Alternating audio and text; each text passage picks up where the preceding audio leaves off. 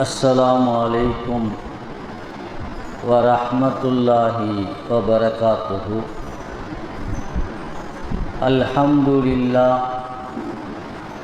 अल्हम्दुलिल्लाहि रब्बिल आलमीन वस्सलातु वस्सलामु अला सय्यिदिल अन्बियाइ वल मुरसलीन व अला आलिहि व अस्हाबिहि रिज़वानुल्लाहि तआला अलैहिम अजमाईन। अम्मा बाद फ़क़द क़ाल अल्लाहु तआला फ़िल क़ुरआनिल अज़ीम वल फ़ुरक़ानिल मजीद। अऊज़ु बिल्लाहि मिनश शैतानिर रजीम। बिस्मिल्लाहिर रहमानिर रहीम। अयवद्दु अहदुकुम अन तकून लहू जन्नतुम मिन नखीलिन व अनाब तजरी मिन तहतिहल अन्हार फीहा मिन कुल्लि समरात व असाबहुल किबर व लहू ज़ुर्रिय्यतुन ज़ुअफ़ा व असाबहा इअसारुन फीहि नार फ़ाहतरक़त कज़ालिक युबय्यिनुल्लाहु लकुमुल आयाति लअल्लकुम ततफ़क्करून। எல்லா புகழும் அல்லாஹ் ஒருவனுக்கே. சலாத்தும் சலாமும் எம்பெருமானார் ரசூலுல்லாஹி ஸல்லல்லாஹு அலைஹி வஸல்லம் அவர்கள் மீதும் அன்னவர்களை பின்பற்றி வாழ்ந்த சத்திய சஹாபாக்கள், தாபிஈன்கள், நாதாக்கள், நல்லவர்கள் நம் அனைவர்கள் மீதும் அல்லாஹுடைய சலாத்தும் சலாமும் நிறைவாக நின்று நிலவட்டுமாக. அல்லாஹுவின் நல்லடியார்களே, தாய்மார்களே, நான் ஓதிய இந்த திருவசனம் சூரத்துல் பக்ராவுடைய 266வது வசனம். இதிலே அல்லாஹு தஆலா ஒரு அற்புதமான செய்தியை சொல்லி காட்டுகிறார். அயவத்து அஹதுக்கும், உங்களில் ஒருவர் விரும்புவீர்களா, அன் தகூன லஹு ஜன்னத்தும் மின் நஹீலின் வ அனாப், உங்களில் ஒருவருக்கு திராட்சை தோட்டம், பேரித்த கனிகள் நிறைந்த தோட்டம் ஒன்று இருந்து தஜ்ரி மின் தஹ்திஹல் அன்ஹார், அந்த தோட்டத்திலே சுவையான நீர் உள்ள ஒரு ஆறு ஓடுகிறது. நல்ல ஒரு தோட்டம், அந்த தோட்டத்திலே திராட்சை கனிகள் இருக்கிறது, பேரித்தம் பழங்களும் இருக்கிறது, நிறைய கனிகளை லாபமாக தரக்கூடிய ஒரு தோட்டம். அந்த தோட்டத்துக்குள்ளே ஆறு ஓடுகிறது. ஃபீஹா மின் குல்லி சமராத், நிறைய கனிகளும் உங்களுக்கு கிடைக்கும், லாபம் கிடைக்குது அந்த மனிதருக்கு. ஆனால் அசாபகுல் கிபரு, அந்த தோட்டத்துக்கு சொந்தக்காரனுக்கு வயோதிகம் வந்து விடுகிறது, வயசாயிருக்கு. வலஹு ஸுர்ரிய்யத்துன் லுஅஃபா, வயோதிகம் வந்து விட்டது, ஆனால் அவனுடைய பிள்ளைகளோ பலகீனமாக இருக்கிறார்கள். இவனுக்கு சம்பாதித்து கொடுக்கக்கூடிய அளவுக்கு இல்லை. வலஹு ஸுர்ரிய்யத்துன் லுஅஃபா, பலகீனமான குழந்தைகள் இருக்கிறாங்க. இந்த நிலைமையில் ஃபஅஸாபஹா இஅஸாருன் ஃபீஹி நார், அந்த செழிப்பான திராட்சை கனிகளும் பேரித்தம் பழங்களும் அதிகமாக தந்து இவனுக்கு லாபத்தை தந்து கொண்டிருக்கிற அந்த தோட்டத்தில் திடீரென ஒரு நெருப்பு காற்று சூறாவளி தாக்கி அந்த தோட்டத்தை கரித்து விடுகிறது, அந்த தோட்டத்தை சாம்பலாக்கி போய்விடுகிறது. இப்படி யாருக்காவது உங்களில் ஒருவருக்கு இருப்பதை நீங்கள் விரும்புவீர்களா என்று அல்லாஹ் கேட்கிறார். கதாலிக யுபய்யினுல்லாஹு லக்குமுல் ஆயாத், இவ்வாறே அல்லாஹ் உங்களுக்கு தன் அத்தாட்சிகளை தெளிவுபடுத்துகிறான். லஅல்லக்கும் ததஃபக்கரூன், நீங்கள் சிந்தித்து உணர வேண்டும். சூரத்துல் பக்ராவுடைய 266வது வசனம். இந்த வசனத்தில் அல்லாஹ் என்ன சொல்ல வருகிறான்? ஒரு அற்புதமான உதாரணத்தை சொல்கிறான். ஒரு மனிதன், அவனுக்கு லாபம் தரக்கூடிய, கனிகள் தரக்கூடிய செழிப்பான ஒரு தோட்டம் இருக்கு.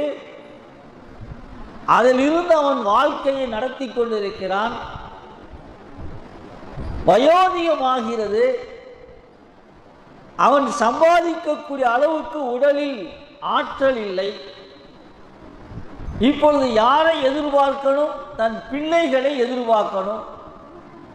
வலகு துர்ரியத்துல்லாஹா, அந்த பிள்ளைகளும் இவருக்கு சம்பாதித்து கொடுக்கக்கூடிய அளவுக்கு விவரமான பிள்ளைங்க இல்லை, பலகீனமான பிள்ளைகள். இவருக்கு வரக்கூடிய ஒரே ஒரு வருமானம் அந்த தோட்டம் மட்டும்தான். இனிமேல் இவரால் உழைக்க முடியாது, உழைத்து தருவதற்கு பிள்ளைகளும் இல்லை. இந்த நேரத்தில் அந்த தோட்டத்தில் ஒரு நெருப்பு காற்று வீசி அதை கரித்து விடுகிறது என்றால், இப்படி யாருக்காவது ஏற்படுவதை பிரியப்படுவோமா? கண்டிப்பா என்ன செய்ய மாட்டோம், பிரியப்பட மாட்டோம். இந்த உதாரணத்தின் மூலம் அல்லாஹ் என்ன சொல்ல வருகிறான்? இப்னு அப்பாஸ் ரலியல்லாஹு தஆலா ஒரு கருத்தை சொல்கிறார்கள். அல்லாஹ் இந்த ஆயத்திலே ஹாதா மிஸ்லுல் லரபஹுல்லாஹு லில் முர்ராஇன பில் அமால் யுப்திலுஹா யௌமல் கியாமா. இப்னு அப்பாஸ் ரலியல்லாஹு சொல்றாங்க, அல்லாஹ் இந்த உதாரணத்தை எதுக்கு சொல்றான்னா, ஒரு மனிதன் இந்த உலகத்தில் நல்ல அமல்கள் நிறைய செய்திருப்பான், தான தர்மங்கள் நிறைய செய்திருப்பான், எல்லா விதமான இபாதத்துகளையும் செய்து நன்மையை சேர்த்து வச்சிருக்கிறான். ஆனால் கியாமத்து நாளில் அந்த நன்மைகள் எல்லாம் அழிக்கப்பட்டுவிடும். எதிர்பார்த்து போவான், இவ்வளவு நன்மையை சம்பாதிச்சிட்டோம், சொர்க்கத்துக்கு போயிடலாம் அப்படிங்கிற ஒரு சந்தோஷத்துல எதிர்பார்ப்புல போவான். அங்க அவனை சொர்க்கத்துக்கு கொண்டு சேர்க்கிறதுக்கு இருக்கக்கூடிய ஒரே ஒரு ஆயுதம் அவன் செய்த நல்ல அமல்கள். அங்க பிள்ளைகள் உதவ மாட்டாங்க, பெற்றோர்கள் உதவ மாட்டாங்க, உற்றார் உறவுகள் உதவ மாட்டாங்க, செல்வங்கள் உதவாது. உதவுகின்ற ஒரே ஒன்று நம் அமல்கள். அந்த அமல்கள் அல்லாஹ்ட்ட போன உடனே இவன் சந்தோஷமா போவான். நிறைய அமல்கள் இருக்கு, இதை வச்சு சொர்க்கத்துக்கு போயிடலாம் அப்படின்னு சொல்லும்போது அல்லாஹ் கணக்கு பார்க்க சொல்லுவானா. கணக்கு பார்த்தா எல்லாம் கரெக்டாக செஞ்சிருக்கிறான், ஆனால் இவன் செய்த அந்த இபாதத்துகளில் என்ன இல்லை, அல்லாஹ்வுக்காக என்ற இஹ்லாஸ் இல்லை, பேரும் புகழுக்காக செய்தான், பேரும் புகழுக்காக செய்தான். அவன் செய்த தான தர்மங்கள் எல்லாம் உலகத்துல மக்கள் புகழுன்னு செஞ்சான், எல்லாம் கிடைச்சிருச்சு. இப்ப எது மாதிரிங்க, அவனுக்கு வருமானத்தை தருகின்ற செல்வ செழிப்பான அந்த தோட்டம் திடீரென நெருப்பு காற்று வந்து அழித்து சாம்பலாக்கி போட்டோன்னு அப்படியே நிற்கிறான். எதிர்காலம் என்னாமோ நினைக்கிறானா இல்லையா, அந்த மாதிரி அல்லாஹ்வின் சமூகத்தை நிற்பான், ஒன்றும் செய்ய முடியாது. அதனால தான் ஒரு மனிதன் நாம் ஒரு 10 ரூபாய் தான தர்மம் செய்யணும்னு வச்சுக்கோங்க, நம்மளால் முடிந்த அளவு அல்லாஹ் நமக்கு எவ்வளவு தந்திருக்கிறானோ அதிலிருந்து நாம் தர்மம் செய்கின்ற பொழுது ஒரு 5 விஷயங்களை கவனிக்கணுங்கிறாங்க. என்னுடைய தர்மம், நான் செய்த சதக்கா அல்லாஹ்விடத்தில் ஏற்றுக்கொள்ளப்பட்டு நாளை கியாமத்து நாளையிலே எனக்கு நன்மையாக மாறி சொர்க்கத்துக்கு அழைத்து செல்ல வேண்டுமேயானால் எத்தனை விஷயங்களை கவனிக்கணுங்க? 5 விஷயம். ஒன்று, அந்த பொருள், நாம் கொடுத்த தர்மம், அந்த பணம், அந்த உதவி ஹலாலான பொருளாக இருக்கணும். எப்படிங்க இருக்கணும்? ஹலாலாக இருக்கணும். ஹராமாக இருந்தால் அதற்கு நன்மைகள் கிடைக்காது. ஒன்று. இரண்டாவது, அதை நாம் செலவு செய்கின்ற பொழுது சுன்னத்தான முறையில் செலவு செய்திருக்கணும். சுன்னத்தான முறையில் என்ன? தர்மம் செய்யறோம் சின்ன உதவி அடுத்தாளுக்கு, இல்லை சுன்னத்து என்ன? யாருக்கு வேணாலும் செய்யலாம். ஆனால் சுன்னத்து என்னன்னா, முதலில் தன் உறவுகளுக்கு செய்யணும், அதற்கடுத்து தன் அண்டை வீட்டார்களுக்கு செய்யணும், அதற்கடுத்து தன் தெருவாசிகளுக்கு செய்யணும், அதற்கடுத்து தன் ஊர்வாசிகளுக்கு செய்யணும், அதுக்கப்புறம் தான் வெளியே. இது சுன்னத்தான முறை. இந்த சுன்னத்தான முறையை கடைபிடிச்சிருக்கணும். ஒரு செல்வந்தராக இருக்கிறார், நிறைய தான தர்மம் செய்கிறார், கூட பிறந்த தம்பி கஷ்டப்படுறான், கண்டுக்கிறதே இல்லை. கூட பிறந்த சகோதரி கஷ்டப்படுறா, கண்டுக்கிறது இல்லை. தன் உறவுகள் சிரமப்படுகின்ற நல்லா தெரியுது, அவர்களுக்கு உதவி செய்யாமல் அடுத்தவர்களுக்கு உதவி செய்வது என்பது சுன்னத்துக்கு மாற்றமாகும். சுன்னத்துக்கு மாற்றம். அப்ப நம்ம செய்யக்கூடிய தர்மம் ஹலாலான பொருளாக இருக்கணும். இரண்டாவது, எந்த வழியில செலவு செய்யணுங்க? சுன்னத்தான முறையில். யாருக்கு முதல்ல கொடுக்கணும், அதுக்கடுத்து யாருக்கு கொடுக்கணும், இந்த வரிசை முறை பார்க்கணும். மூணாவது, நல்ல வழியில் செலவு செய்யணும். நல்ல வழியில் என்ன? நல்ல வழியில் தான் என்ன? உதாரணமா நம்மள்கிட்ட ஒருத்தர் டொனேஷன் கேட்குறான்னு வச்சுக்கோங்க. ஒரு பொது காரியத்துக்கு டொனேஷன் கேட்குறாரு. அந்த பணத்தை வாங்கி அவர் எதற்கு செலவிடுகிறார்?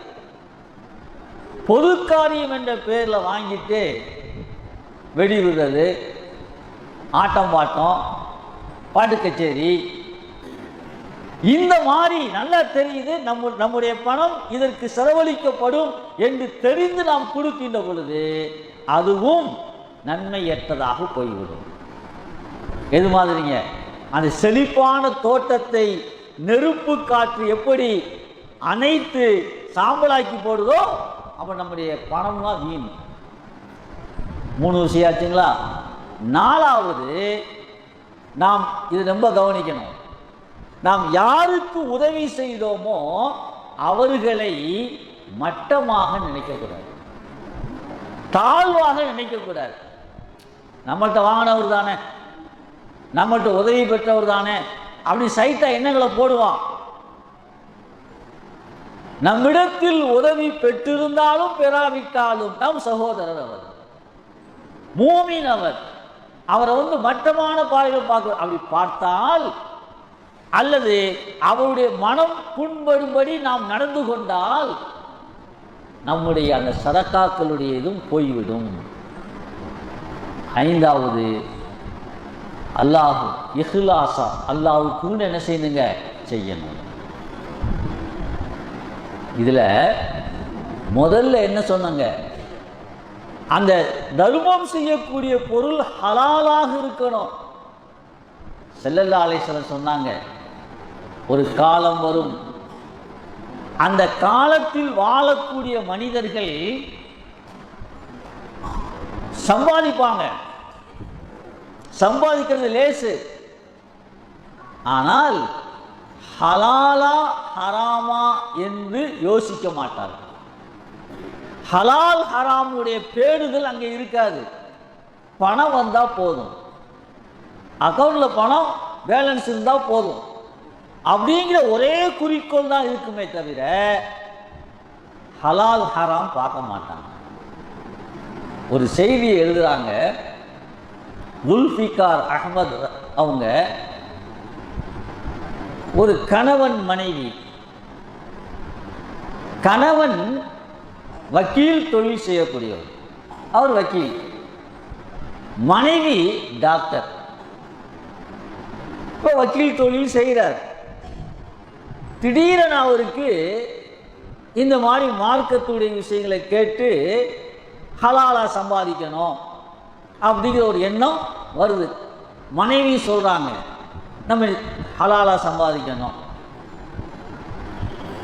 வக்கீல் எப்படிங்க ஹலாலா சம்பாதிக்க முடியும்? ஏன்? அவருடைய வாதங்களே பெரும்பாலும் எப்படித்தான் இருக்கும்? பொய்யாத்தான் இருக்கும்.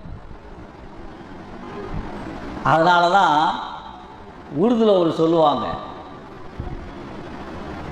बैदा हुएंगे वकील तो शैतान ने कहा लव आज हम भी साहिब औलाद हुए. ஒருத்தர் வக்கீல் ஆயிட்டா அவரை பார்த்து சைத்தான் சொல்லுவானா, இன்னையிலிருந்து நம்ம தோஸ்து நீ, இன்னையிலிருந்து நம்ம தோஸ்து நீ. இல்லைங்களா? காரணம், அவர்கள் பொய் சொன்னால்தான் அதில் எதிராளியை ஜெயிக்க முடியுங்கிற ஒரு சூழ்நிலை இருக்கு.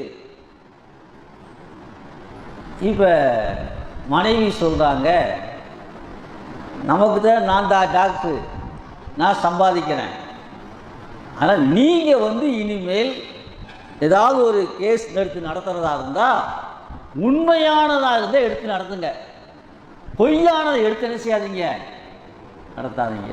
தொழில் செய்ய முடியுமா?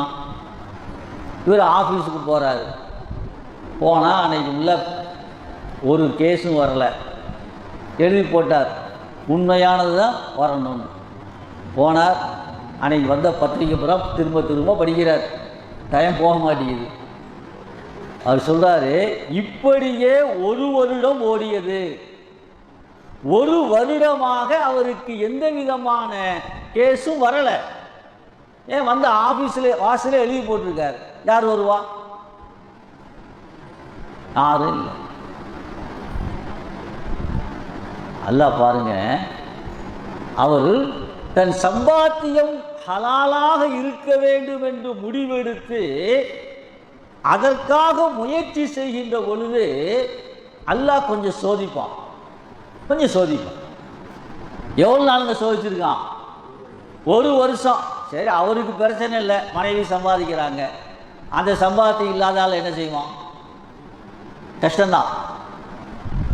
அவர் சொல்றார், ஒரு வருடமாக தினமும் நான் ஆஃபீஸுக்கு செல்வேன், பேப்பரை படிச்சுட்டு வந்துடுவேன், ஒரு கேஸும் வரலை. அவருடைய தன் சம்பாத்தியம் ஹலாலாக இருக்க வேண்டும் என்ற அந்த ஈமானுடைய உறுதி அல்லாஹ் எப்படி மாத்திரான் பாருங்க.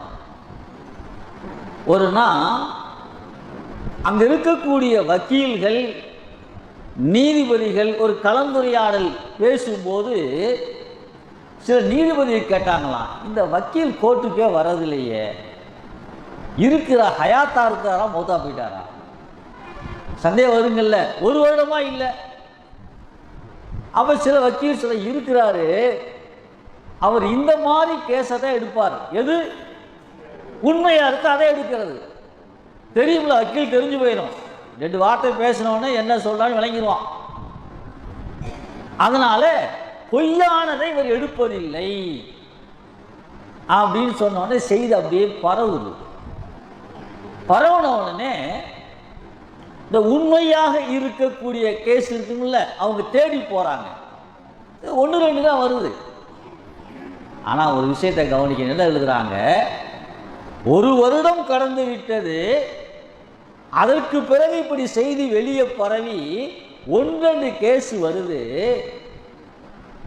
அதில் ஜெயிக்கணும்ல. அது சொல்றார், என்னுடைய ஈமான் நான் ஹலாலா தான் சம்பாதிக்கணும் அப்படின்னு உறுதியா இருந்ததுனால அந்த கோர்ட் வளாகத்திற்கு நிறைய ஒரு கோர்ட்டில் நிறைய கோர்ட் இது நீதிமன்றங்கள் உள்ள இருக்கும். அந்த நீதிபதிகளுடைய உள்ளத்தில் அல்லாஹ் இப்படி போட்டுட்டான், இவர் வந்து ஒரு கேஸை எடுத்து நடத்தினால் அது உண்மையாக இருக்கும், ரொம்ப நாள் இழுக்க வேண்டிய அவசியம் இல்லை, இவர் கேஸ் கொண்டு வந்துட்டாரா சட்டு போட்டு முடிச்சு விட்டோம். ரொம்ப வாத பிரதிவாதத்துக்கு வேலை இல்லை. இப்படி ஆன காரணத்தினால் நிறைய பேர் ஏண்ட வந்துட்டாங்க, இவர்கிட்ட போனால் சீக்கிரம் கேஸ் முடிஞ்சிடும். இப்போ அவர் சொல்றார், நான் மாதம் ஒரு 10,000 சம்பாதிப்பேன் என்றால் இப்பொழுது மாதம் 1,00,000க்கு மேல் சம்பாதிக்கிறேன் அப்படின்னு சொல்லிட்டு சொல்றார். கடைசியில் அந்த நீதிபதிகள் என்னுடைய நிலை புரிஞ்சுக்கிட்டு நான் நீதிபதியாக ஆகுவதற்கு எனக்கு அரசாங்கத்திட்ட சிபாரிசு செய்தார்கள். கடைசியில் நான் நீதிபதியாக ஆக்கப்பட்டேன் அப்படிங்கிறார். சொல்லிட்டு சொல்றார், என்னுடைய சம்பாத்தியம் ஹலாலாக இருக்க வேண்டும் என்று நான் விரும்பியதை விட என் மனைவி விரும்பினாள். என் தொழிலே அதுக்கு சம்பந்தம் இல்லாதது. ஆனால் என் மனைவியுடைய அந்த ஈமான், என்னுடைய அந்த ஆசை அல்லாஹ் 1 வருஷம் காக்க வச்சான். 1 வருஷத்துக்கு பிறகு என்னுடைய சம்பாத்தியம் அப்படியே மாறிவிட்டது. அப்ப அல்லாஹ் இந்த ஆயத்துல நீங்கள் செய்யக்கூடிய அமல்கள் எது மாதிரிங்க? திராட்சைகளையும் பேரித்தங்கனிகளையும் செழிப்பாக தரக்கூடிய தோட்டத்தை போல. அந்த தோட்டத்தில் ஒரு நெருப்பு காற்று வந்து எப்படி அணைத்து விடுகிறதோ அதே போல உங்களுடைய அமல்கள், உங்களுடைய தான தர்மங்களை எது அழைத்து விடும்? அந்த ஹராம் சேரும் போது அழைத்து விடும், இஹ்லாஸ் இல்லாத போது அழைத்து விடும் என்ற விளக்கத்தை தான் இப்னு அப்பாஸ் ரலியல்லாஹு தஆலா சொல்றாங்க. அதனால தான் அபு உமாமத்துல் பாஹிலி ரஹிமஹுல்லாஹ் சொல்றாங்க, நான் மஸ்ஜிதுக்கு வந்தேன், நிறைய பேர் தொழுகை இல்லாத நேரம் அவங்கவுங்க துவா செஞ்சுக்கிட்டு இருக்காங்க. ஒரு மனிதரை பார்த்தேன், அவர் அழுது கொண்டு துவா செய்திருக்கிறார். அழுது கொண்டு துவா செய்கிறார். மஸ்ஜிதில் இருந்தவர்களுடைய எல்லாருடைய பார்வையும் அவர் மேல் படுது.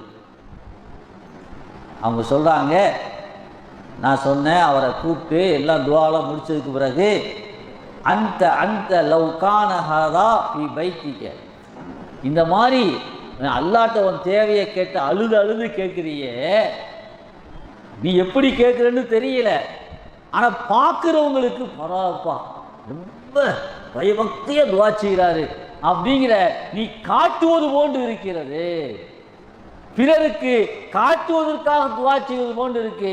இந்த மாதிரி செய்யறதா இருந்தா யாரும் இல்லாத போது செய்ய, அல்லது வீட்டில் போய் செய்யண்டாங்க. காரணம் அது கூட எப்படி மாறிவிடலாம், முகஸ்துதியாக மாறிவிடலாம், அது துவா ஏற்றுக்கொள்வதற்கு தடையாக ஆகிவிடலாம். இந்த ஆயத்துக்கு இன்னொரு விளக்கம் சொல்றாங்க, இப்னு அப்பாஸ் ரலியல்லாஹு விளக்கம். இந்த ஆயத்துக்கு உமர் இப்னு கத்தாப் ரலியல்லாஹு தஆலா அவங்க சஹாபாக்களை எல்லாம் ஒன்று கூட்டுறாங்க. சஹாபாக்களை ஒன்று கூட்டுகிறார்கள். ஒன்று கூட்டி, அயவது அஹதுக்கும் அன் தகூன லஹு ஜன்னத்து மின் நஹீலி வ அனாப், இந்த சூரத்துல் பக்ராவுடைய 266வது ஆயத்தில் அல்லாஹ் என்ன சொல்ல வரலாம் அப்படின்னு கேட்குறாங்க. அங்க இருக்கக்கூடிய சஹாபாக்கள் அல்லாஹு அலம், எங்களுக்கு தெரியாது, அல்லாஹுக்கு தான் தெரியும். உமர் அலியில் கோவம் வந்துடுது. கோவத்தில் சொல்றாங்க, ஊலு நஅலம் அவு லா நஅலம், இந்த ஆயத்துக்கு என்ன விளக்கம், அல்லாஹ் என்ன நான் தான் கேட்குறேன், ஒன்று தெரியும்னு சொல்லுங்க, இல்லை தெரியாதுன்னு சொல்லுங்க. தெரியும்னு சொல்லுங்க, தெரியாதுன்னு சொல்லுங்க. அல்லாஹ் அல்லாஹ்வுக்கு தான் தெரியும் சொன்னா இது ஒழுங்குற மாதிரி தெரியுது. அப்படி கோவப்படுறாங்க. கோவப்பட்டதுக்கு பிறகு சபை அப்படியே கொஞ்சம் கலையுது. இப்னு அப்பாஸ் ரலியல்லாஹு அவங்க சின்ன வயசுக்காரங்க. அவங்க சொன்னாங்க, ஃபி நஃப்ஸி மின்ஹா ஷைஉன் யா அமீரல் முஃமினீன். அமீருல் முஃமினீன் அவர்களே, இந்த ஆயத்துக்கு ஒரு விளக்கம் எனக்கு தெரியும். இப்போ கேட்டேன், தெரியும்ல, ஒரு நாள் கேட்டேன்ல, சொல்ல வேண்டியதானே அப்படின்னு அவங்க சொன்னாங்களாம். இந்த இருக்கிறவங்களன்னா வயசில் சின்னாள், அதனால் சொல்கிறதுக்கு கொஞ்சம் தயக்கம். இங்கே தான் உமர் ரலியல்லாஹு சொல்கிறாங்க, லா துஹக்கிர் நஃப்ஸக.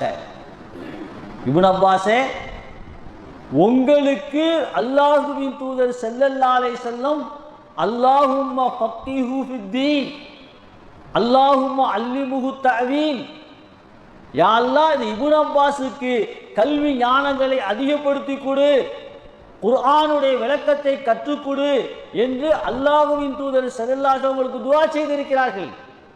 அப்போ குர்ஆனுடைய விளக்கம் மற்றவர்களை விட உங்களுக்கு கூடுதலாக தெரியும். ஏன் தயங்குறீங்க?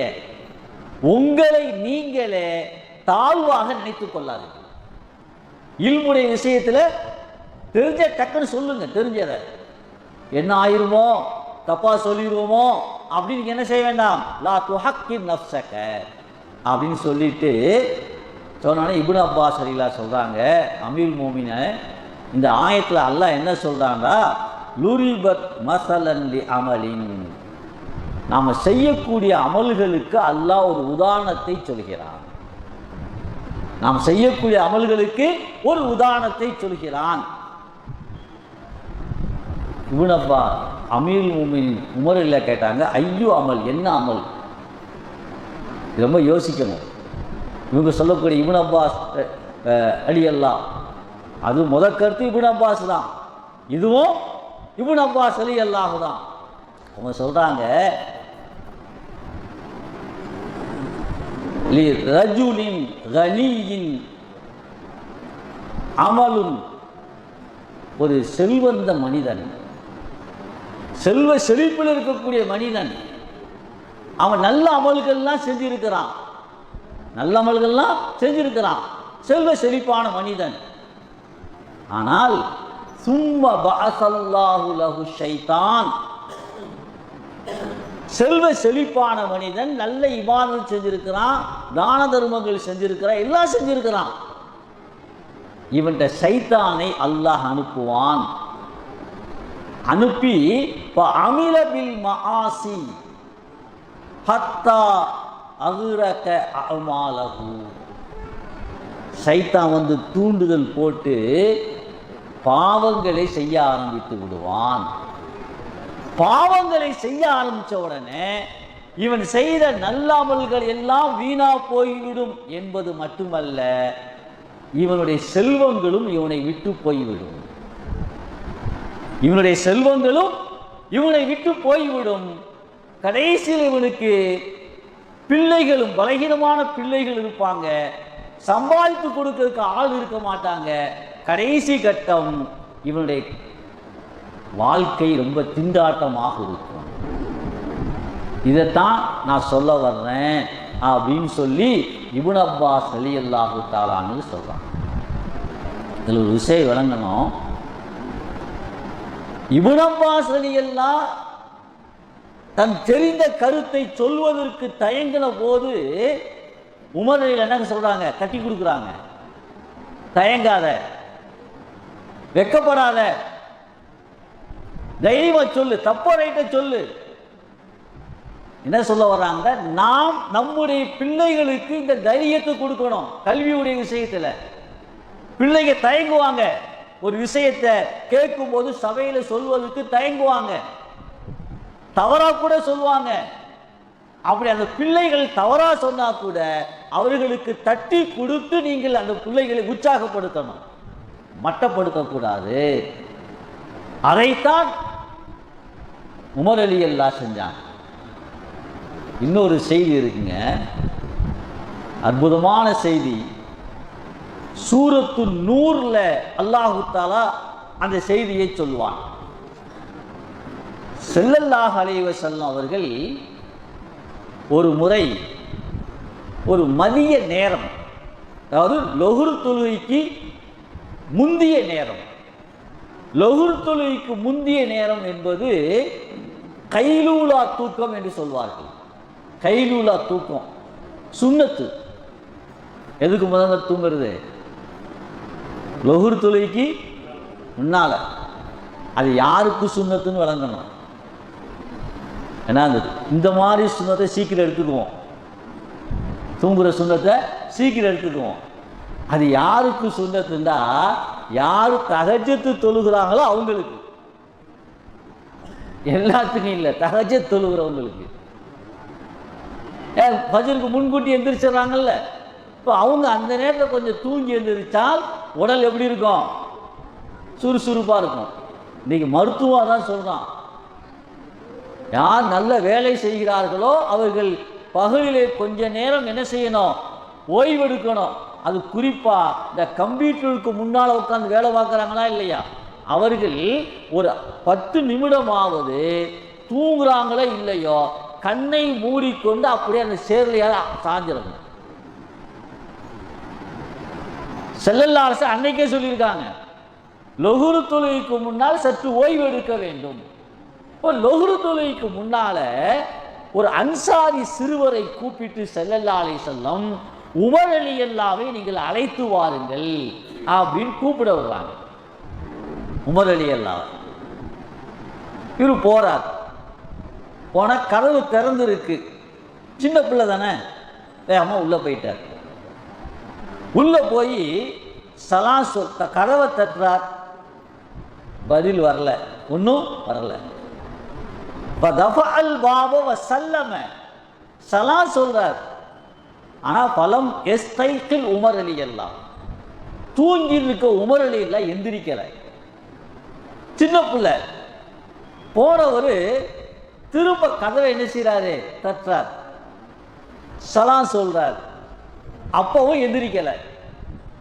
உமர் ரலியல்லாஹு அசந்து தூங்கிட்டு இருக்காங்க. வகாம மின் ஹல்ஃபிஹி, நேரா போனார், பக்கத்திலே போயிட்டார்.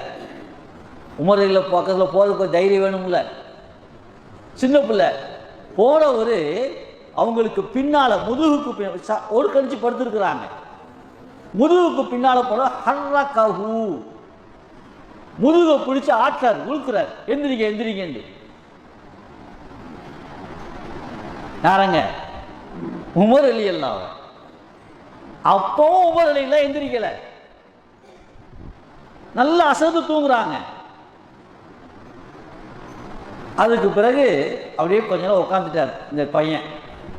தட்டியாச்சு, சலாம் சொல்லியாச்சு, போய் ஒரு உழுப்பியாச்சு, எந்திரிக்கல. அவன் பாருங்க, அந்த சின்ன பையன் முயற்சியில் தோத்து போச்சு. ஸல்லல்லாஹு அலைஹி வஸல்லம் கூட்டிட்டு வர சொல்லிட்டாங்க, அதையும் செய்யணும். உடனே கையேந்துறார், அல்லாஹும்ம ஐகிலுஹு லீ, யா அல்லாஹ் உன்னுடைய தூதர் அனுப்பி வைத்திருக்கிறார்கள், உமரை எழுப்பணும். இதுக்கு மேல எழுப்ப முடியாது, இதுக்கு மேல ஒரு அடியை தான் போடணும். இதுக்கு மேல முடியாது. அல்லாஹும்ம ஐகிலுஹு லீ, யா அல்லாஹ் எனக்காக இவரை விழிக்க வை, ஒரு தூக்கத்தை கலைச்சிரு அப்படின்னு துவா செஞ்சுட்டு அதுக்கு பிறகு தஃபா அல்பா போய் கதவை தட்டுறார். அதுக்கு பிறகு கூப்பிட்டாங்க, முழிச்சிட்டாங்க. டக்குனு வேகமா எழுந்திரிச்சு உட்காடுறாங்க. இப்ப உள்ள போறார், கதவை தட்டிட்டு உள்ள போறார். போனா உமர் ரலியல்லாஹு தஆலா அன்ஹு அப்படி அவசரத்தில் எந்திரிக்கும் போது கொஞ்சம் ஆடை விலகுகிறது, ஆடை விலகுகிறது. இந்த மாதிரி என்ன விஷயம்? ஸல்லல்லாஹு அலைஹி வஸல்லம் கூட்டிட்டு வர சொன்னாங்க. சரி போ, நான் வர்றேன், போ.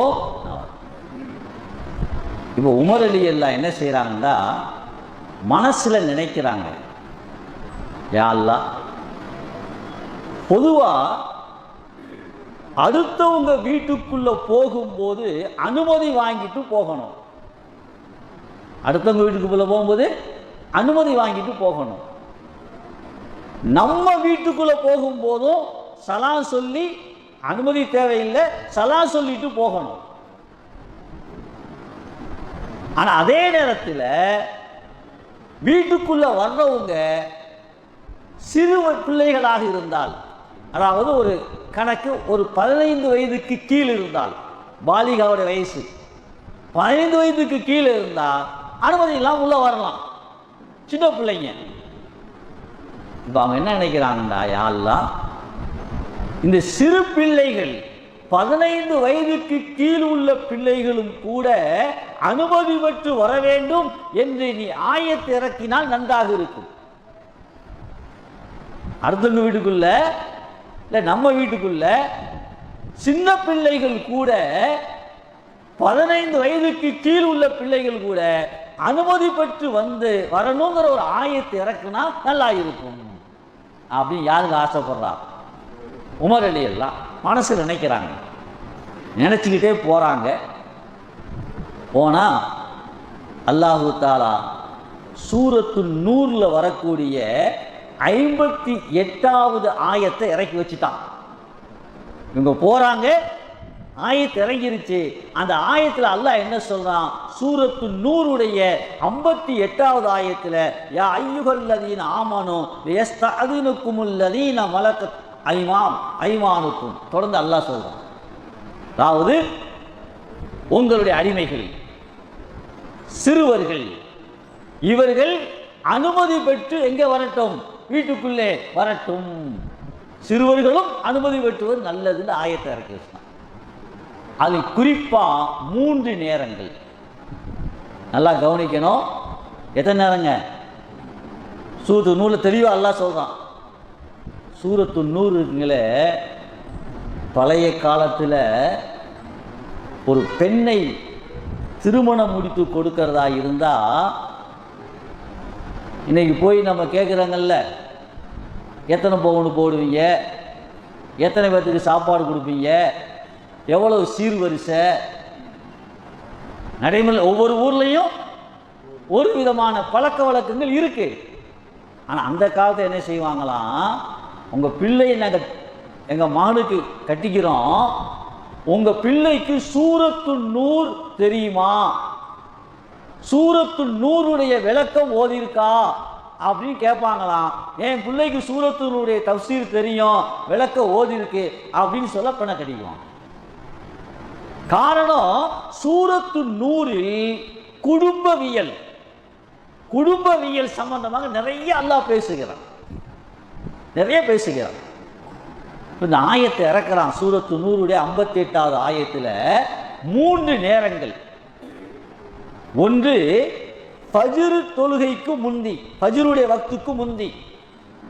இன்னொன்று இந்த லொஹருடைய வக்துக்கு முந்தி. சொன்னோம்ல, கைலூல தூங்குற நேரம், இந்த நேரம்.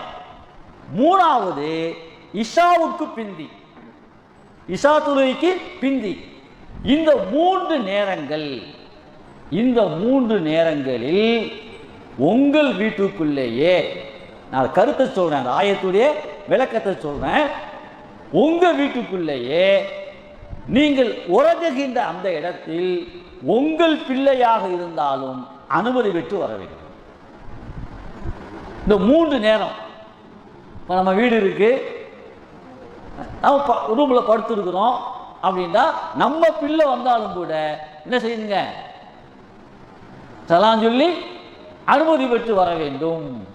காரணம், இந்த 3 நேரமும் தூங்கக்கூடிய நேரம். ஃபஜ்ருக்கு முந்தி உள்ள நேரம், லொஹருக்கு முந்தி கைலூலா தூங்குற நேரம், இஷாவுக்கு பிறகு சொல்ல வேண்டிய அவசியம் இல்லை, இல்லைங்களா? இப்போ இந்த 3 நேரங்களில் தூங்குகின்ற பொழுது ஆடை சற்று என்ன செய்யலாம், விலகி இருப்பதற்கு வாய்ப்புகள் இருக்கு. இப்போ தன் பிள்ளையாக இருந்தாலும் தன் வீட்டில் இருக்கக்கூடிய சின்ன பிள்ளையாக இருந்தாலும் அப்படி அனுமதி வாங்கிவிட்டு வருவது சிறந்தது என்ற ஆயத்து உமர் ரலியல்லாஹு ரசூலுல்லாஹ்ட்ட போறதுக்கு முந்தி இறங்கிது. ஸல்லல்லாஹு அலைஹி வஸல்லத்துக்கு ஆச்சரியம்.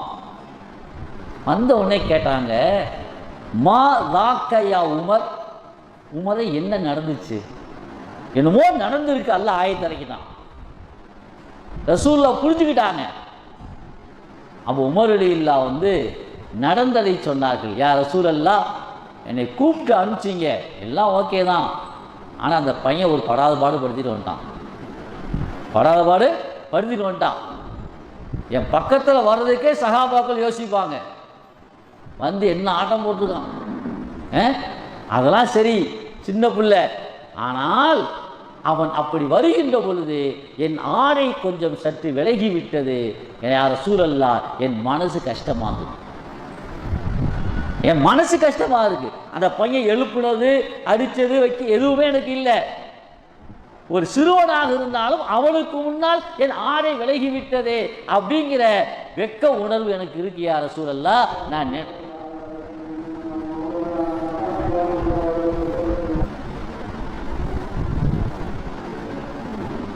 உமர் ரலியல்லாஹு தஆலா அன்ஹு அந்த சிறுவன் நடந்து கொண்ட அந்த முறைகளை அல்லாஹுவின் தூதர் ஸல்லல்லாஹு அலைஹி வஸல்லம் சொல்கிறாங்க. சொன்ன உடனே ஃபத்தஅஜ்ஜப ரசூலுல்லாஹி ஸல்லல்லாஹு அலைஹி வஸல்லம் மின் சுன்இஹி, அந்த சிறுவன் செஞ்ச செயலை பார்த்து ரசூலுல்லாஹ் ஆச்சரியப்பட்டாங்க. ஏன்னா அந்த சிறுவன் ரசூலுல்லாஹ் சொல்லிட்டாங்க, எப்படியாவது அவரை என்ன செஞ்சிடணும், எழுப்பிடணும் அப்படி இத்தனை முயற்சி பண்ணி கடைசியில் துவாவும் செஞ்சிட்டார் அல்லாட்ட. அது முக்கியம் இல்லை, அந்த சிறுவன் அப்படி நடந்து கொண்ட காரணத்தினால் ஒரு ஆயத்தை இறங்கிடுச்சு. சூரா 90 வரக்கூடிய 58வது ஆயத்து இறங்குது. ஸல்லல்லாஹு அலைஹி வஸல்லம் இப்போ நாமளாக தான் என்ன செய்வாங்க, ஏய் உமர் இல்லை எவ்வளோ பெரிய ஆள், இந்த மாதிரி இப்போ நடந்திருக்க, கூட்டு வர வேண்டியதானே அப்படி சத்தம் போடுவோம், அடிக்க செய்வோம் இல்லைங்களா, நம்முடைய சாதாரண நடைமுறையில் உள்ளது. ஸல்லல்லாஹு அலைஹி வஸல்லம் தாரக இஸ்மஹு, யாருப்பா அது சிறுவன், வா உன் பேர் என்ன, அவரை கூப்பிட்டு மதஹு, ஸல்லல்லாஹு அலைஹி வஸல்லம் அத்தனை சஹாபாக்களுக்கு மத்தியில் வைத்து புகழ்ந்தார்கள். ஏன்னா ஒரு ஆயத்து இறங்கிறதுக்கு யாரு காரணம், இந்த சிறுவன் ஒரு காரணம். அது முக்கியமான ஆயத்து. நம் வீடாக இருந்தாலும், நம் பிள்ளைகளாக இருந்தாலும், நம் வீட்டுக்குள்ளேயே வேலை செய்கின்ற வேலையாளாக இருந்தாலும், இந்த 3 நேரங்களில் ஃபஜ்ருக்கு முன்னால், லொஹருக்கு முன்னால் கைலுலாவுடைய நேரம், இஷாவுக்கு பிறகு, இந்த நேரங்களில் நாம் அயர்ந்து தூங்கக்கூடிய நேரம், இந்த நேரங்களில் ஆடைகள் விலகி இருக்கலாம். நம் பிள்ளையாக இருந்தாலும் கூட ஒரு சவுண்டு விட்டு சலாம் சொல்லிட்டு உள்ள என்ன செய்யணும், வரணும் என்கின்ற மிகப்பெரிய ஒழுக்கத்தை கற்றுத்தரக்கூடிய ஒரு ஆயத்து இறங்கிறதுக்கு இந்த சிறுவன் காரணமாயிட்டு. அதைத்தான் அன்னைக்கு உமர் ரலியல்லாஹு தஆலா இப்னு அப்பாஸ் பாராட்டினாங்க. சூரத்து பக்ராவுடைய 266வது ஆயத்துக்கு விளக்கம் கேட்கும் போது எல்லா சஹாபாக்களும் அமைதியா இருந்தாங்க. உமர் எல்லாம் கோவப்பட்டாங்க.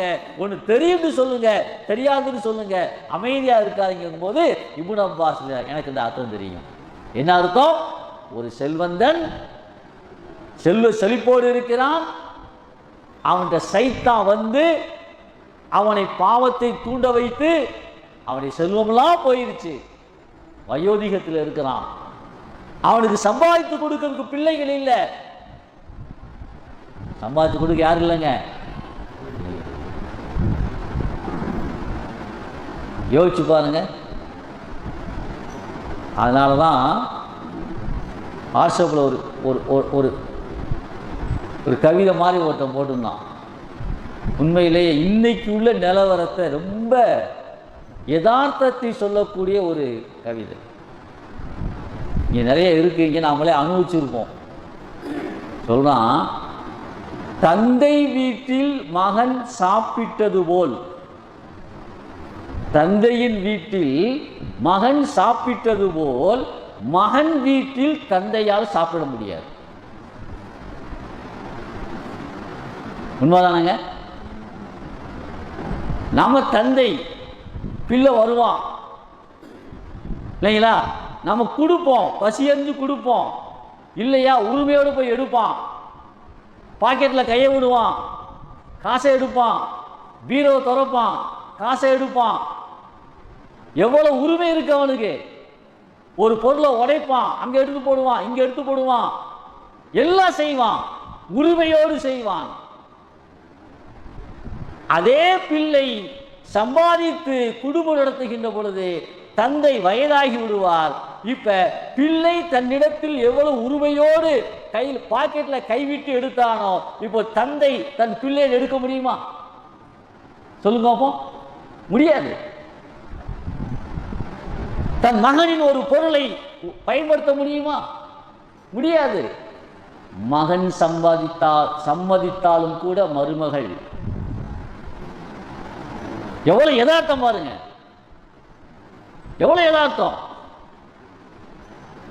அது மட்டும் இல்லைங்க, தன் பிள்ளை தன் மனைவியின் கருவில் இருக்கின்ற பொழுது இருந்து தன் பிள்ளைக்கு என்ன தேவை, எதை மனைவி சாப்பிட்டால் தன் பிள்ளை ஆரோக்கியமாக வளரும் என்பதை தெரிந்து தன் பிள்ளைக்கு செலவழிக்கிறான். மருத்துவமனைக்கு அழைத்து செல்கிறான். அதற்கு பிறகு படிக்க வைக்கிறான். ஆடைகள் வாங்கி கொடுக்கிறான். விருப்பமான விளையாட்டு பொருள் வாங்கி கொடுக்கிறான். படிக்க வைக்கிறான். கேட்பதையெல்லாம் கொடுக்கிறான். எல்லாம் செய்கிறான் இல்லைங்களா? இப்ப தந்தைக்கு கொடுத்து கொடுத்து பழக்கப்பட்ட தந்தை, தன் பிள்ளைக்கு தேவை என்ன என்பதை கேட்காமலேயே கொடுத்து கொடுத்து பழக்கப்பட்ட தந்தை 60 வயதாகுது. இந்த 30 ஆண்டுகள் 40 ஆண்டுகள் தன் குடும்பத்துக்கு, மனைவிக்கு, பிள்ளைக்கு கேட்காமலேயே கொடுத்து கொடுத்து பழக்கப்பட்ட இந்த தந்தை தன் மகனிடம் கேட்பதற்கு வெட்கப்படுகிறார். கேட்பதற்கு கூனி குறுகி நிற்கிறார். யதார்த்தம் தானே இன்னைக்கு எல்லா குடும்பங்கள்லையும். ஆனா அந்த பிள்ளை என்ன செய்யணும்? என் தந்தைக்கு இந்த நேரத்தில் என்ன தேவை என்பதை புரிந்து கேட்காமலேயே கொடுத்துடணும். அதுதான் சூப்பர் பையன். எனக்கு தெரிந்த ஒரு இளைஞர் இருக்கிறார். ரொம்ப படிக்கல, ரொம்ப ஓதலை. ரொம்ப நாளைக்கு பிறகு அவர் தந்தை ஒரு 80 வயது இருக்கும். அவர் தந்தைக்கு 75-80 வயது இருக்கும். அவரோடு பேசிக்கொண்டிருக்கிற பொழுது 4-5 பிள்ளைகள், பெரிய பிள்ளைகள்லாம் மார்க்க தொடர்போடு உள்ள பிள்ளைகள். ஆனால் இந்த கடைசி பையன் அவ்வளோ ஒரு மார்க்க தொடர்பு இல்லை. அப்போ நான் பேசிக்கிட்டு இருக்கும்போது அவர்கிட்ட சொன்னேன், என்னங்க கடைசி பையன் வீட்டில் இருக்கீங்க, மற்றவங்கெல்லாம் ஒரு தீனுடைய தொடர்பில் இருக்கிறாங்க, அவங்க கூட இருக்கலாம்ல, ஏன் கடைசி பையன்? பொதுவாக சொல்லுவாங்க அந்த கடைக்குட்டியிட கொஞ்சம் பிரியம் அதிகம் இருக்கும். எல்லாத்துக்குமே கடைக்குட்டி மேலே. நான் அந்த அடிப்பில் கேட்குறேன். அவர் சொன்ன ஒரு வார்த்தை சொன்னார், இது கேட்கறது சரியாக எடுத்து, ஆனால் நான் அதற்காக என் கடைசி மகனிடத்தில் இல்லை. ஏன் தெரியுமா? அவர் சொல்றார், மற்ற பிள்ளைகளிடத்தில் எனக்கு தேவையை கேட்டால் தான் கொடுக்கிறார்கள். எனக்கு இந்த தேவை, பணம் கொடுப்பா, இது வாங்கணும், ஆஸ்பத்திரிக்கு போகணும் அப்படி கேட்டால் தான் கொடுக்குறாங்க. ஆனால் கடைசி பையன் இருக்கானா இல்லையா, அவன் என்ன செய்வான் தெரியுமா? ஒவ்வொரு மாதமும் ஆரம்பத்தில் நான் வைக்கின்ற பீரோல், நான் துணிமணி வைக்கின்ற பீரோவில் ஒரு குறிப்பிட்ட பணத்தை என் துணியில் வைத்து விடுவான். நான் எடுத்து செலவழித்துக் கொள்வேன். கேட்க வேண்டிய அவசியம் இல்லை. அவன் கையில் கொடுக்க மாட்டான். நான் கேட்டேன், ஏப்பா பீரோவில் கொண்டு வைக்கிறியே, கையில் கொடுக்கலாம்ல அப்படின்னு. அப்போ அவன் சொன்னான், பாப்பா இத்தனை நாட்களாக உங்கள் கைதான் உயர்ந்து கொடுத்து கொண்டிருந்தது, என் கை கீழே இருந்து வாங்கி கொண்டிருந்தது. இப்பொழுதும் நான் ஆசைப்படுகிறேன், இந்த நேரத்திலும் உங்கள் கை உயர்ந்திருக்க வேண்டும், என் கை உயரக்கூடாது. அதனால என் வாப்பாவுடைய கண்ணியத்தை நான் காப்பாற்றணுங்கிறதுக்காக வேண்டிதான் பீரோல வச்சுவேன், நீங்க எடுத்துக்கங்க. இந்த பண்பு பெரிய பிள்ளைகள், தீனோடு தொடர்பு உள்ளவர்கள், பள்ளிவாசலோடு தொடர்பு அவங்ககிட்ட இல்லை. சின்ன பாயிண்ட் இருக்கு. அதனால் நான் என் பிள்ளைகளுக்கு கொடுத்து கொடுத்து பழக்கப்பட்ட நான் கேட்பதற்கு எனக்கு சங்கடமாக இருக்கிறது. சின்னவன்ட்ட கேட்க வேண்டியதில்லை, கேட்காம கொடுக்குறான். அதனால் சின்ன பிள்ளையோடு இருக்கிறேன். சரிங்களா? அப்ப இந்த ஆயத்துல 266வது ஆயத்து சூரத்துல் பக்ராவுடைய ஆயத்துல சொல்றான் அல்லாஹு தாலா, சில பேருக்கு வசதி வாய்ப்போடு இருப்பாங்க, கடைசி காலம் வந்துடும், பிள்ளைகள் பலகீனமாக இருப்பாங்க, ஒன்றும் இருக்காது, நெருக்கடியாக நிற்பாங்க. அவர்கள் விஷயத்தில் நீங்கள் அவருடைய பிள்ளைகள் என்ன செய்யணுங்க, ரொம்ப எச்சரிக்கையாக இருக்க வேண்டும். அதனால ஒருத்தன் சொன்னால், பணக்காரனாக வாழ ஆசை இல்லை, பணக்காரனாக வாழ ஆசை இல்லை, மரணம் வரை யாரிடமும் கையேந்தாமல் வாழ வேண்டும். பணக்காரனாக வாழ ஆசை இல்லை, மரணிக்கின்ற வரை தன் பிள்ளை இடத்தில் கூட கையேந்திடக்கூடாது. யா அல்லாஹ் அப்படி என்னை ஆக்கி வை அப்படின்னு ஒரு கவிதை எழுதுறான். அப்படின்னா இந்த யதார்த்தத்தை இந்த ஆயத்து சொல்கிறது, யதார்த்தத்தை சொல்லு. இப்போ என்ன செய்யணும், இன்னொரு விஷயத்தை கவனிக்கணும். இப்னு உமர் ரலியல்லாஹு அந்த இப்னு அப்பாஸ் சொன்னாங்கல்ல, கேள்வி கேட்டதுக்கு இந்த ஆயத்துக்கு என்ன விளக்கம் அப்படின்னா, ஒரு செல்வந்தர் செல்வ செழிப்போடு இருக்கிறார், நல்ல அமல்கள் செய்கிறார், அந்த நேரத்தில் பஅஸல்லாஹு லஹு ஷைத்தான், இங்கதான் கவனிக்கணும், அவன்கிட்ட அல்லாஹ் சைத்தானை அனுப்புகிறான். சைத்தான் பாவத்தை தூண்டுறான், தூண்டின உடனே பாவங்கள் செய்ய ஆரம்பிப்பான்.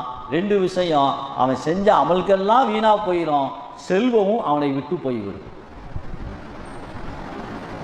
அது காலம் பூரா அப்படியே நடுத்தரமாக வாழ்கிறாரு, காலம் பூரா ஒரு கஷ்டத்திலே வாழ்கிறாரு, வயோதிகத்தில் அது தெரியாது. நல்ல காலம் பூரா செல்வ செழிப்போடு வாழ்ந்துட்டு கடைசி காலத்தில் செல்வமெல்லாம் போயிட்டான், எப்படிங்க இருக்கணும் யோசிச்சு பாருங்க. பெத்த பிள்ளை மதிக்க மாட்டான், சொந்த பந்தம் மதிக்காது. அப்படிப்பட்ட ஒரு நிலைமை எதனால வருதுன்னா, அவர் செய்கின்ற பாவத்தினால் வருது. சைத்தான் பாவத்தை தூண்டுறான். அதனாலதான் யஹ்யா அலைஹிஸ்ஸலாத்து வஸ்ஸலாம் அவங்கள சைத்தான் சந்திக்கிறான், மனித உருவத்தில் வந்து சந்திச்சு சொன்னானா, நான் உங்களுக்கு உரீது அன்சுஹக்க, நான் உங்களுக்கு நசியத்து பண்ணட்டுமான்னு கேட்குறேன். உபதேசம் யாருக்கு யாருக்கு உபதேசம் பண்ணுறது? யஹ்யா அலைஹிஸ்ஸலாம் நபி, அந்த நபிக்கு இவர் போய் கேட்குறாரு, நான் நசியத்து பண்ணட்டுமான்னு. அவங்க நபிக்கு தெரியும் யாருன்னு தெரியும்.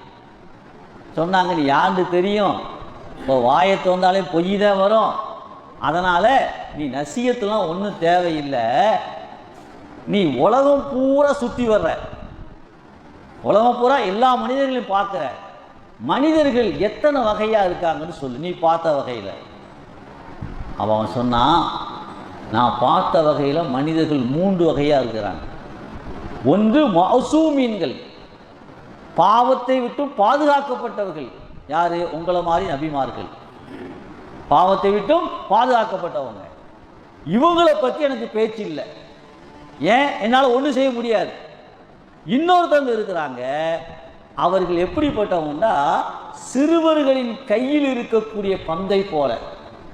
சிறுவர்களின் கையில் இருக்கக்கூடிய பந்தை என்ன செய்யலாங்க, எப்படி வேணாலும் அவன் எரியலாம், கீழே போட்டு மிதிக்கலாம், கையில் போட்டு அமுக்கலாம், அவன் எப்படியெல்லாம் விரும்புகிறானோ அப்படியெல்லாம் அந்த கை என்ன செய்யும், அந்த பந்து வளைந்து கொடுக்கும். இந்த மாதிரி ஆள்க அவங்க நாங்கள் சொல்றதெல்லாம் செய்வாங்க.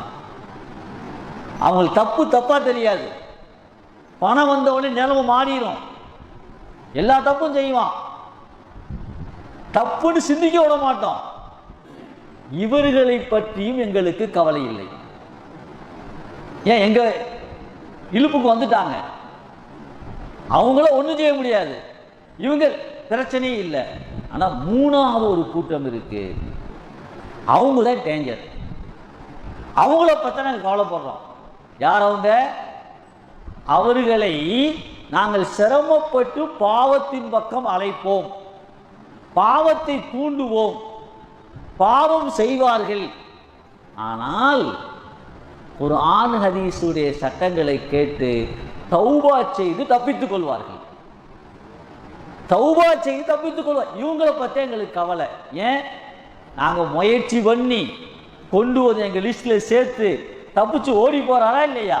எங்கள் முயற்சியெல்லாம் வீணாகி போய்விட்டது, இவர்களை பற்றி தான் கவலை அப்படின்னு ஷைத்தான் சொன்னதாக வசாயா ரசூல் அப்படிங்கிற கிதாபில் பதிவு செய்வார்கள் இல்லைங்களா? அப்போ என்ன சொல்ல வர்றாங்க? ஒரு செல்வந்தன் நல்ல அமல் செஞ்சிருக்கிறான், நல்ல ஒரு நிலைமைக்கு வரும்போது ஷைத்தான் வந்துடுவான். அங்கே தான் உஷாராக இருக்கணும். நம்முடைய செல்வத்தை வீணாக்குவதற்கும் நம்முடைய அமல்களை பாழாக்குவதற்கும் ஷைத்தான் வருவான். அந்த நேரத்தில் யார் உஷாராக இருந்து அந்த அமல்களில் இஹ்லாஸ் இருக்குது, அந்த அமல்களை அவங்க சொல்லி காட்டலை, அவங்களுடைய சம்பாத்திய ஹலாலாக இருக்குது, எல்லாம் அமைஞ்சிக்குதுன்னு சொன்னால் அவர்கள் கடைசி வரை மரணம் வரை அவங்க எப்படி இருப்பாங்க? செல்வ செழிப்போடு இருப்பார்கள், நல்ல நிலைமையில் இருப்பார்கள். அப்படிப்பட்ட மக்களாக நம்மை அல்லாஹ் ஆக்கி தந்தல்வானாக. ஆமீன். வாஹிர் தாவானா அனில் அல்ஹம்துலில்லாஹி ரப்பில் ஆலமீன்.